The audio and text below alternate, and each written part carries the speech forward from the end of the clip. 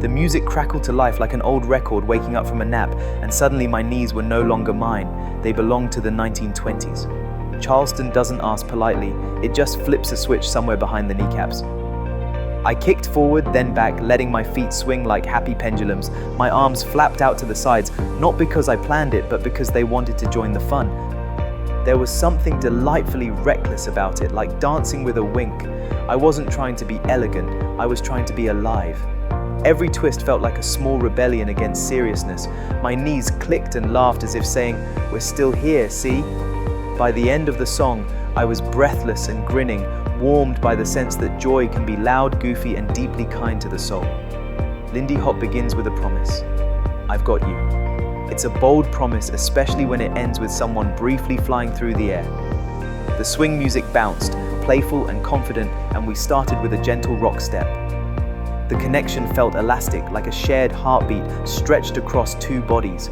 Then came the swing out, arms extending, bodies separating and returning again as if pulled by gravity and good intentions. When my partner lifted me into an aerial, time slowed down. I trusted. I smiled midair. I landed safely, heart racing, joy buzzing. Lindy Hop is community in motion, laughter, momentum, and a shared agreement that sometimes it's okay to leap as long as someone's there to catch you. Balboa is quiet confidence. The music sped up, but instead of flinging myself across the floor, I tucked in close, shoulders relaxed, feet whispering secrets only the floor could hear. My steps were small, very small. The kind of small that makes you wonder if you're doing anything at all. But I was. Every shift of weight mattered, every tiny foot flick felt intentional, like Morse code tapped through leather soles. Balboa feels like dancing inside a smile. No big gestures, no drama, just a cozy conversation between rhythm and restraint. I finished the song feeling calm, connected, and oddly proud of how much joy fit into so little space. The tempo took off like it had somewhere important to be, and my feet followed without asking questions. Shag is pure bounce, knees bent, heels light, energy everywhere. We hopped, kicked, and bounced like the floor was politely suggesting we not linger too long. My body felt buoyant, like someone had replaced my bones with springs. It wasn't graceful in a traditional sense, but it was enthusiastic, and that felt better. I laughed out loud mid-step. Shag doesn't give you time to overthink. It just says, "Come on, keep up." And somehow, I did. Heart racing, joy bubbling, reminded that sometimes happiness arrives at full speed. The band struck up something familiar, and my body relaxed instantly. East Coast swing is friendly. It doesn't intimidate. It invites. Rock step, triple step, triple step. The rhythm felt like a conversation I already knew how to have. We spun, we laughed, we recovered gracefully from a near collision with another couple who were also having a great time. There's a reason this dance shows up at weddings and parties. It's generous. It meets you where you are and lets you shine just enough. As the song ended, I felt lighter, happier, and quietly grateful for dances that feel like home.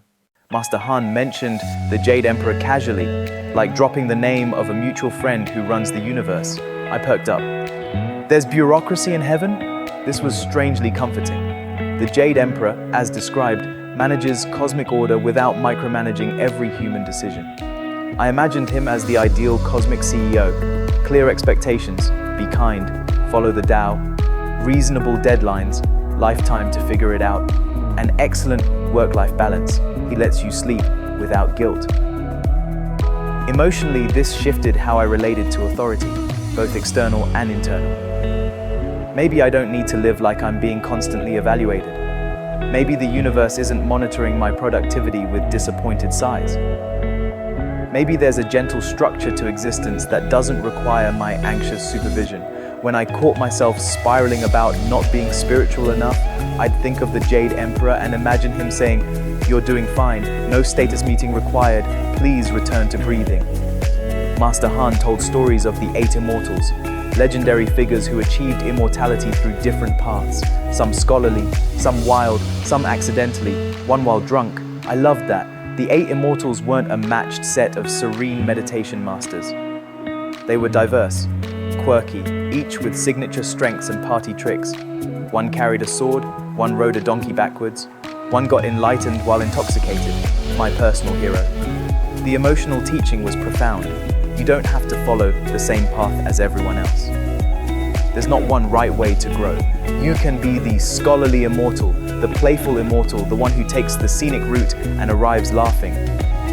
This gave me permission to stop trying to be the good student version of spiritual practice. Maybe my path includes humor, skepticism, and the occasional frustrated snort. Maybe that's not a flaw. Maybe that's my signature move. When I felt inadequate compared to other students, I'd remember the 8 immortals. Squad goals? Yes, but a squad where everyone brings different gifts and nobody has to be the same flavor of wise. Master Han mentioned the mythical peach of longevity, fruit so powerful it grants immortality to anyone who eats it. I said, where can I order this? I have Amazon Prime. He laughed. That was a harder question than I expected. Most of what I consume, content, food, entertainment, is fast, convenient, and slightly unsatisfying. I eat emotional junk food, stress, scrolling, worry snacking, doom surfing. The peach of longevity became my test. Does this nourish me, or am I just filling time? Real peaches, good sleep, kind conversations, slow walks, laughter, breathwork, moments of quiet. Fake peaches, mindless consumption, comparison, rushing, multitasking my way out of presence. Emotionally, it taught me that anti-aging isn't about looking young forever. It's about staying curious, staying soft, staying engaged with life instead of defended against it. And honestly, Botox does envy the real peach because the real anti-aging secret is joy. Joy keeps the spirit young even when the body gets creaky. Joy is the snack that actually satisfies. Master Han pointed to a crane statue in the courtyard. I tried standing on one leg and immediately looked like a wobbly flamingo having an existential crisis. He corrected me. Do not try to become Crane. Learn from Crane. That was the emotional lesson. I don't need to literally transform into graceful wildlife, which would make grocery shopping complicated. I need to study the qualities I admire. The crane's ability to stand calmly, wait without panic, move with precision when action is needed. Crane taught me that balance isn't about never wobbling, it's about recovery. When the crane shifts weight, it doesn't fall dramatically and apologize to the pond. It just adjusts, settles, and continues being a crane. When I practiced crane-inspired balance, I stopped fighting the wobble and started riding it. My anxiety didn't disappear, but I got better at staying upright through the waves. Not because I became a bird, but because I learned to trust my own legs. I tried. My body was still, but my mind was sprinting laps. What am I doing later? Did I reply to that message? Why did I say you too to the waiter 3 years ago?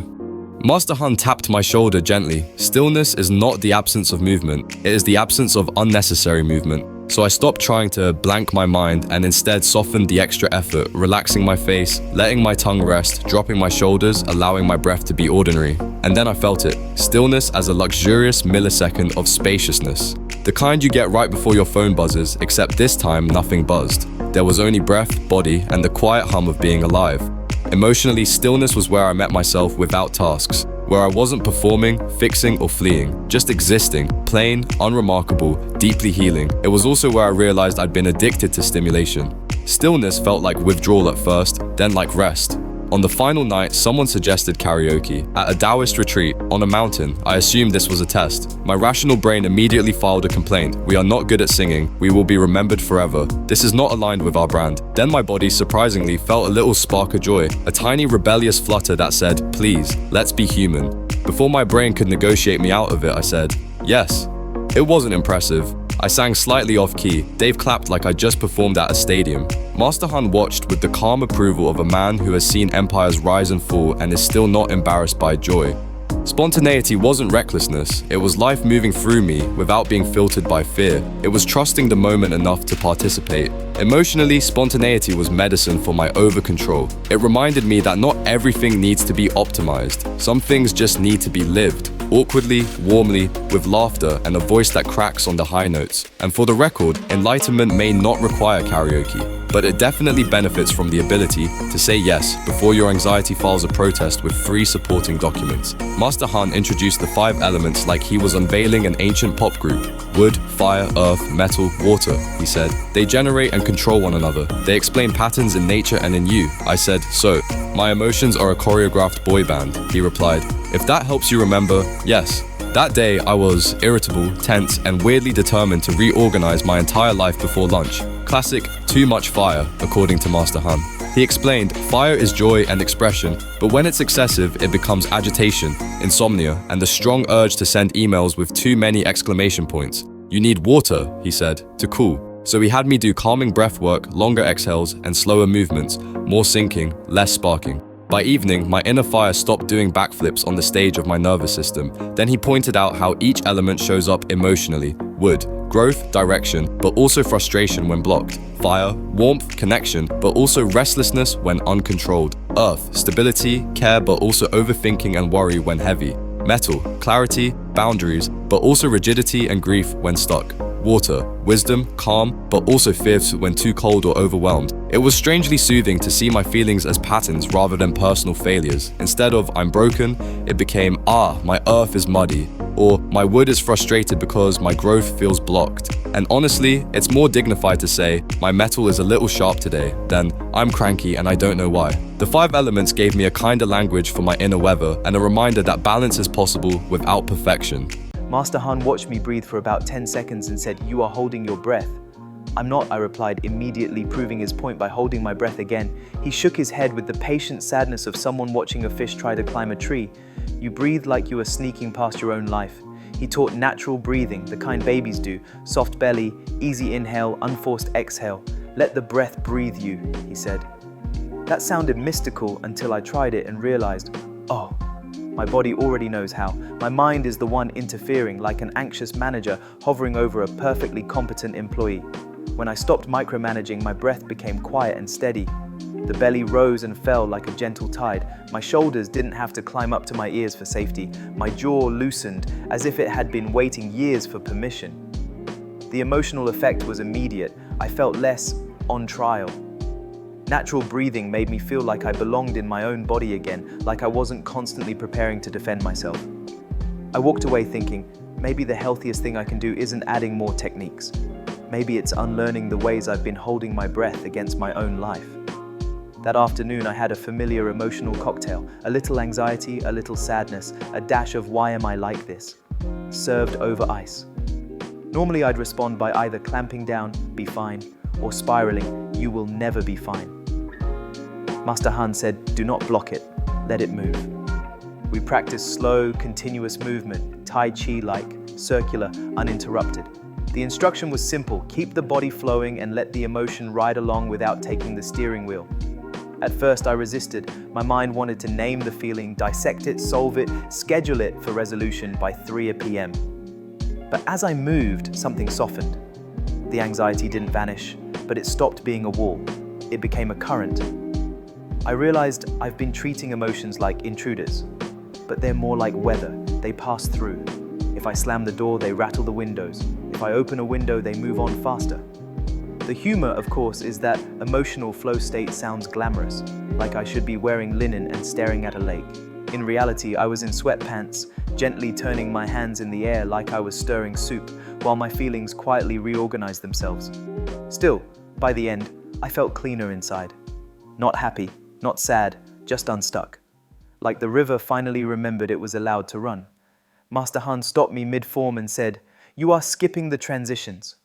"I'm not skipping," I protested. "I'm just efficiently arriving." He looked at me the way one looks at a person who thinks microwaving tea is acceptable. The transition is the practice. He had me repeat a simple sequence. Step forward, shift weight, turn the waist, raise the hand. But the focus wasn't on the poses, it was on the in-between. The weight transfer, the micro moment when one foot becomes light, the breath that bridges one move to the next. At first it felt unbearably subtle. My mind wanted milestones. It wanted finished. It wanted to be somewhere else already.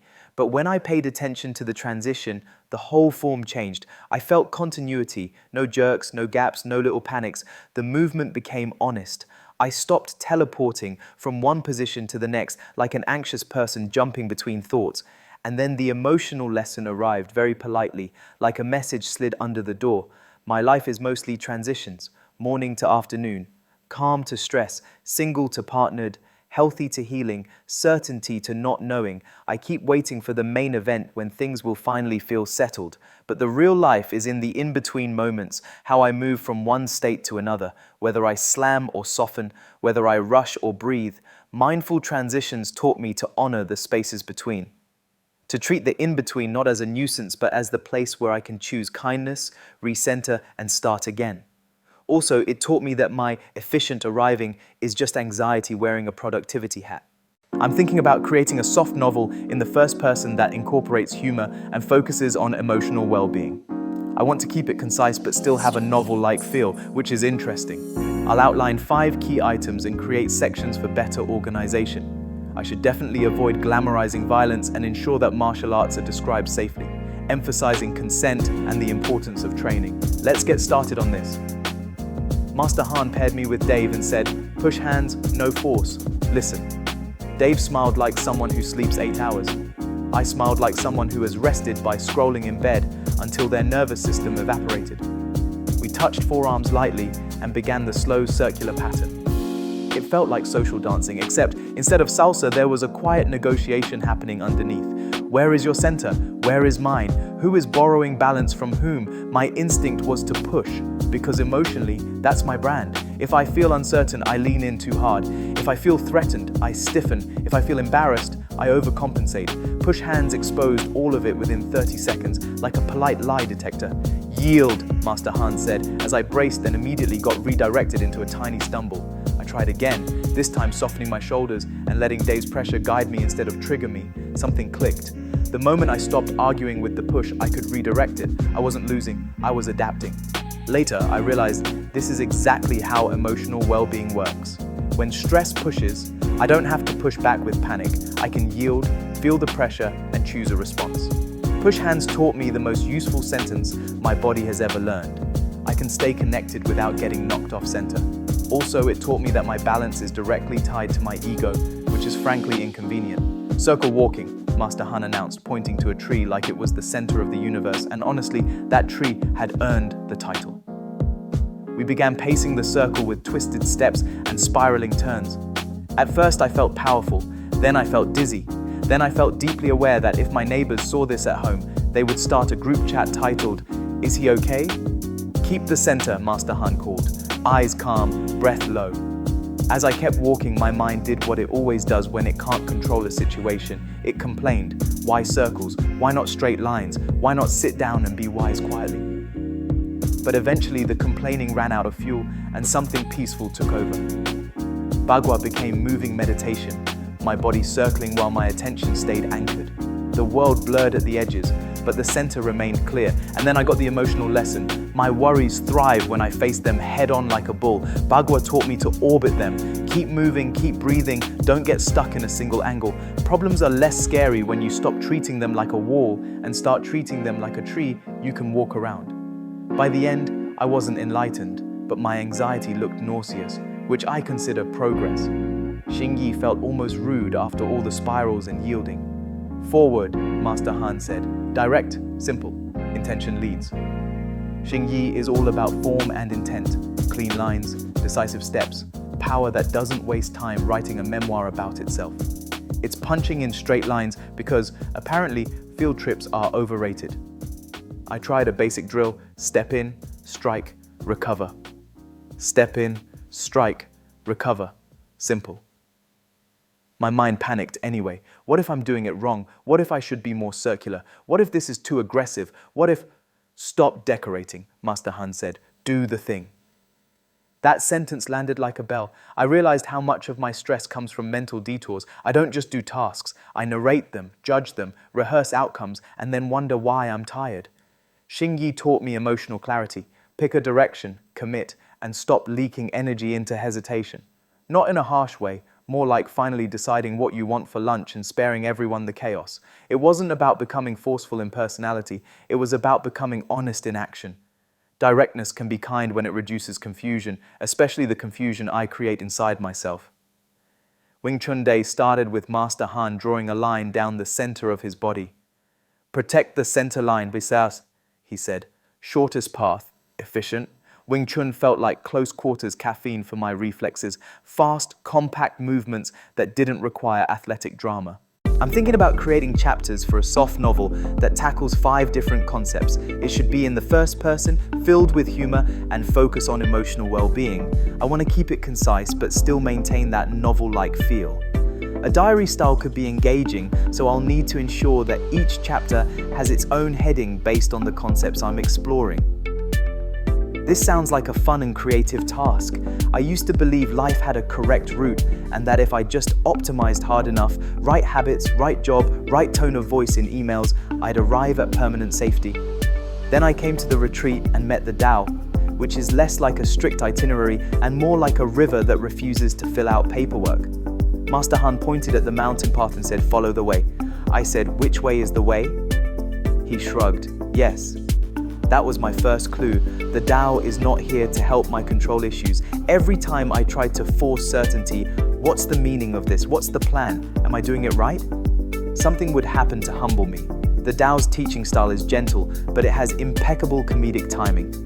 The emotional relief came when I stopped treating life like a test and started treating it like weather.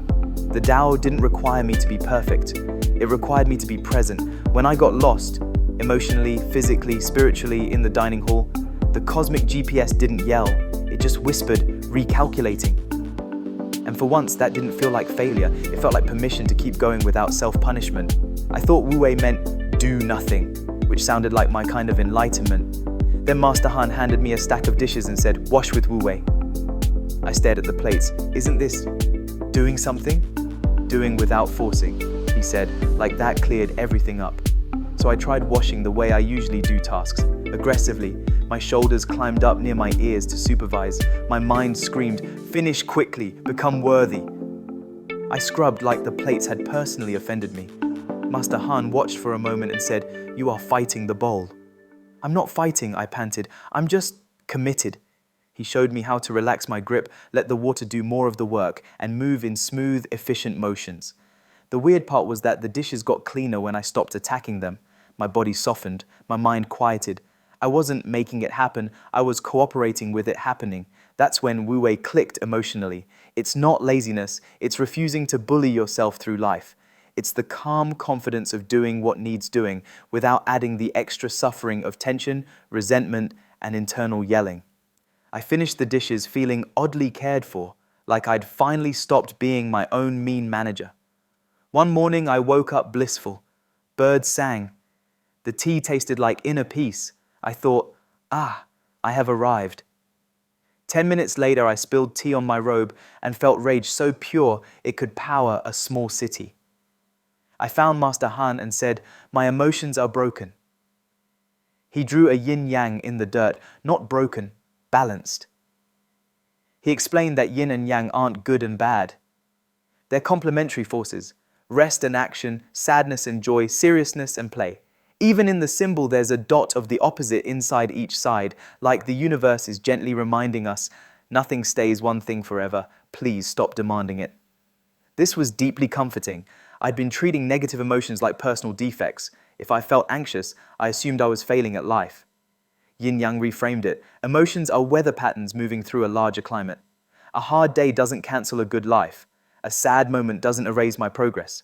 Later, when I felt low for no obvious reason, I didn't panic and start fixing myself. I just said, yin is visiting. I made tea. I went for a slow walk. I let the mood pass like a cloud instead of building a permanent house underneath it.